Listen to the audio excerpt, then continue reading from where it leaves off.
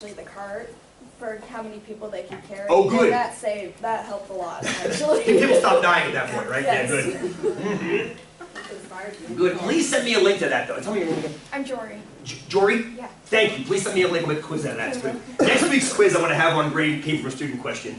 So I like the idea of using what you guys are bringing forth as quizzes. I can already see how it kind of plays out. All right, here's one for you. As far as I know, this is the steepest road in Bend. As far as I know, it's Iowa Street on Aubrey Butte. This is one of my two new commutes. I either come up 12th, go up I forget the name of the road right now. I go up Summit, and then come in. There's a little tiny back road that drops in above the dorm. So I come in. If you ever see a headlight, if you live in the dorms, you see a headlight flash by at about, I don't know, 7:15 or 5:30, depending on the day. It's just me.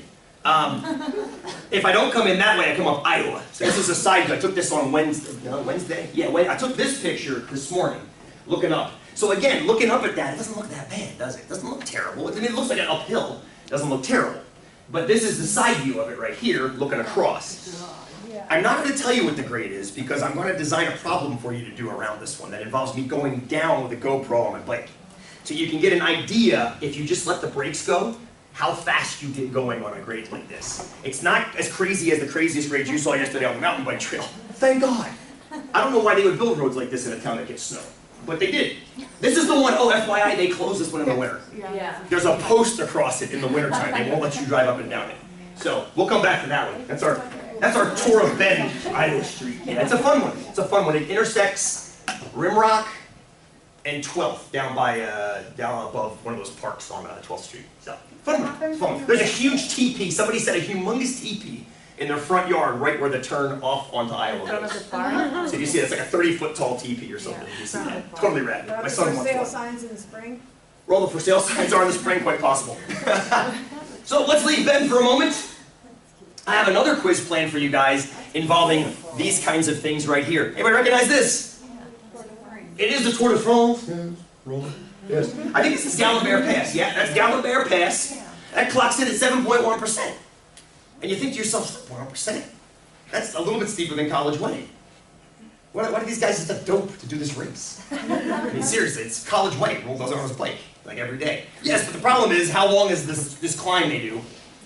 Probably 10, 15, 20 miles uphill, 7.1%. That is very, very steep. And it's also switch-backed. It's switch-backed. They do that on mountain passes. Here's another one for you. This is Alpe d'Huez. This is one of the most brutal climbs in the Tour de France. The grade on this one is not crazy either. It's only 8%. These guys coming down this get going upwards of 50 to almost 60 miles an hour. A guy actually died back in the late 80s, early 90s. He crashed and he died almost immediately because, I mean, think about it. People die in cars going 60. This guy was on a bike going 60. So that's deadly. But they put switchbacks in. Hopefully you can see why. Right? Imagine making the road do this, which is what it would have to do. Which, FYI, is how they build trails in Hawaii. If you've ever gone hiking in Hawaii, I've fallen off mountains, like literally fallen off mountains in Hawaii, going down their trails. I get tripped up, and you can't stop yourself. I just go rolling down. My favorite pairs of glasses gone somewhere on Oahu, somewhere on a mountain or a trail. I'm so pissed about those. Anyway, let's continue our tour. Still out of Bend. Anybody recognize this one? Pick City. It's definitely San Francisco. I forget the name of the street on this one. I took the picture sideways. I took it sideways so you can you actually see the grade if you think about it. I approximated the grade to be 19 when I was there that day, and then I realized, oh, I never told them how I did that. You're going to be calculating grades today outside. But then you can kind of see, you won't be able to get the precision I got that day. Yeah, go ahead. Okay, so I'm guessing that the builder built the garage door at level. Parallel to... So you look at the triangle, from the bottom of the garage door. Let's do this, so I got the board. Yeah, if you kind of envision this, maybe like that. You see the rise and the run now. Amy's pointing out, yes? This, if you will, is your, I'll put it in quotes, your rise, even though it's dropping. And the thing about grade is you can talk about grade negatively or positively. If you're going downhill, it's technically a downgrade, so they call it negative. If you're going uphill, it's an upgrade. Go ahead, Amy, help me out. Well... This is where it does get tricky, yeah? Yeah, because I'm trying to decide if your run is the top or the bottom. The bottom is the run. Oh, so I went ahead. I kind of told you what I thought the run should be. How come? Yeah, it's upside down, yeah. Oh, I don't Because that's the weird. Because Let's that's go. the- that's Let's the think about that. horizontal. Let's see hands on this one. Let me see hands on this one. I went ahead, bastard me, and I put the run up top instead of the bottom. How dare I? Why did I do that? Let me see hands. Let me see hands. This is an important question. I want to make sure we answer it properly. Why did I put the run there? Let's answer two questions. Number one, why did I put the run there, Josh? Cause if it's just kind of, no offense, common sense, because rise means like it's going up or down, run would mean it's going horizontally. I like what you're saying, and I want one word will clear this up. I think Megan, help me out. Oh, I don't have one word. Oh, then give me one thought. Oh, it's where the rise is the 90-degree angle. It's level. That's what I'm looking for. Yeah, okay. The rise and the run are perpendicular. That's the word I was going for, but 90-degree angle means the same thing. The rise and the run have to be perpendicular to each other.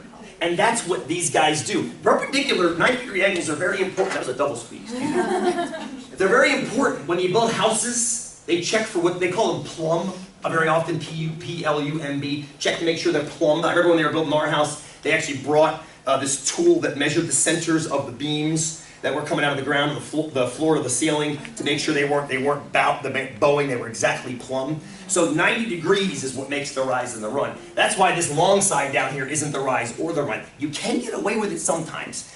And we'll talk about that later on today too. We have two main ideas to talk about by the end of the day. We've hinted on both of them now. Thank you for that, Amy. Yes. So we're going to ignore this guy as far as the calculation of grade for now. Although we'll come back to what I call the wrong way of calculating grade, and I put it in quotes because it very often gives you the correct answer. But we'll talk about why in a minute. And I say a minute, I mean about an hour. Okay. How could you get from this diagram what the slope is? How can you get from this diagram? I mean, tell me your name.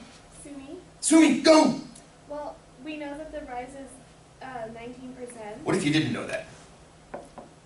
Because remember, here's the thing. I'm standing at San Francisco taking this picture, probably freaking out the people in that house. That's what I'm thinking on Iowa Street on Wednesday. I'm like laying down in my Lycra, like on the side of the road, taking a picture like this. I can imagine some poor guy come up to like the window in his coffee, like, yeah, that hippie's out there again. So suppose I don't know, even though you can sit on my chest, but you don't know what that number is. Jory, what do you think? Well, you can take a rough estimate. The garages are typically around 8 to 9 feet. I didn't on know the that. house. Suppose I didn't know that. I love that. That's like more knowledge that I would have. I Yeah. love that though. And in cities, sometimes it changes because everything's crammed in. Well, that's why I said 8 to 9. Okay, so actually, what Jerry just said is a good idea. Suppose it's 8. So let's just say this is 8 feet. Just to throw a number in there. And then you can guesstimate. You can ballpark what that has to be by comparing it to that, couldn't you? So suppose we call that 8. Why not? So just take this. I'd say 3. And we'll just make it a marker and go, okay, so there's 1, 2, 3, 4, and some change. 4 and some change. So whatever this is would have to be that divided by 4 and some change. With me so far? So then you take that number, divide it by 8, and that's your grade. Which comes in pretty damn close to 19%, honestly. That's pretty darn close for a rough estimate. There's nothing wrong with doing that at all. An easier thing, and Jury, if you don't mind, No, go ahead. this is what I did for a rough approximation before I took the literal measure. I just called this 1. I picked whatever the smallest unit is and call it 1. 1 what? 1. Say that again. One something. Christy, one something. It doesn't matter what it is. Then we got to figure out how many somethings that is. Right? I mean, we're so used to things like feet because we grew up with them, but why don't you make up a new unit? A something. 1. Something. So then I do the exact same thing we just did over here. And I go, okay, 1, 2, 3, 4, and some change. So then I say, all right, the grade of this road is going to be 1 something over whatever I just calculated. Say it's 5 somethings. 1 over 5 is 0.2, which is 20%, which is damn close to the 19% that we calculated later. You don't have to have a number at all. That's the beautiful thing. I love the fact you call it 8. But you can also just pick the smallest value and call it 1 and work off of that. That works very, very well. For rough estimates. If all you need is a rough estimate. If you need precision, we have tools for... Anybody backcountry skiers in here? Got any backcountry skiers? None of you. I carry something called a clinometer, which is a little tiny guy that tilts with the angle of whatever slope you're on. That's how I measure these grades really precisely. I carry it with me when I go traveling in case I find stuff like this. Slap it on the road. And it tells me the slope I'm on, and it also shows me whether or not I'm in avalanche danger territory. If it gets too steep, which is too steep for me to ski, and nothing around here is that steep usually, I don't have to worry about avalanches because the snow won't actually stick to it. Like for example, the bowl of Broken Top, those crazy monster guys and girls that can ski that have it. It doesn't slide. The very steepest part of the bowl doesn't slide very often because the snow can't hold on to it. But as you work your way into the bowl where it starts shallowing out, there's a numerical slope through which it does slide very frequently. And you have to watch it, be careful in there. You don't want to cause an avalanche and get caught in it.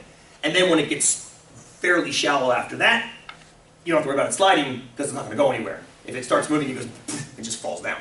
So the clinometers, there are tools for better precision, but what we just did is a fine way of approximating slopes. Good. Good. Let's stay in San Fran for a little while here, because San Fran is just full of fun streets. Yeah, there's some fun ones. Somebody just said it, go ahead. That famous Lombard. Lombard. Yep, Lombard's a great one. Guess what the slope is, or the grade. Take a guess. 25.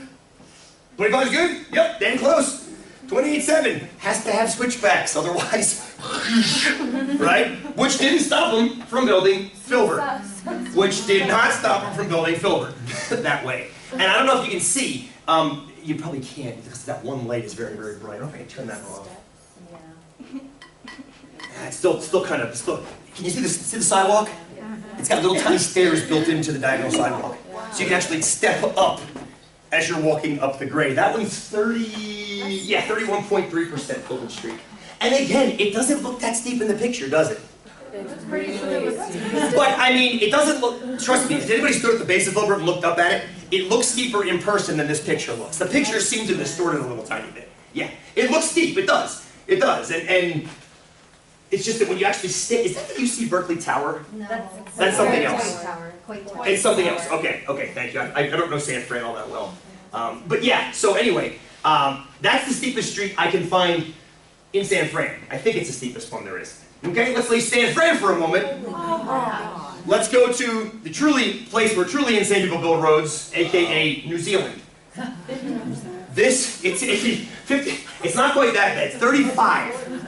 It's 35. This is called Dunedin Street. I read a story once about a guy who tried to ride his bike up this. Now this is one like Juniper. This is like Juniper Street where it starts flat and then it begins to rear up and then it turns into this by the top. I don't know what he plans on doing to let that car's parking brake off, honestly. I mean that's gonna be it anyway. And it seems like it's wet. Like it's raining.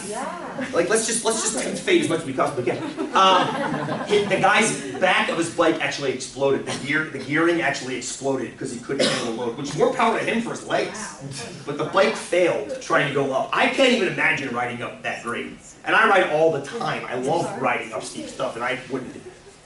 But the steepest road in America exceeds that. Take a guess where it is. Now, this is the steepest road I can find. Let me put the caveat. The steepest road I can find. Seattle? Say that again. Seattle? Not in Seattle. I can't find one in Seattle steeper than this one. Thank you for that. Not Seattle. Pennsylvania. It's in Pennsylvania. Who said that? Yes, Pam, yes. I found it. Oh, I get the steepest one I found. Where in Pennsylvania? Anybody been to Pennsylvania? No? It's a beautiful state. It's kind of like a shorter, wider Oregon with a lot more deciduous trees. Here's a picture of it. Oh my God. That's a picture of it. Here's a picture. Oh, it's in Pittsburgh. It's Canton. There's a picture of a bike race they have up every day. Cyclocross race.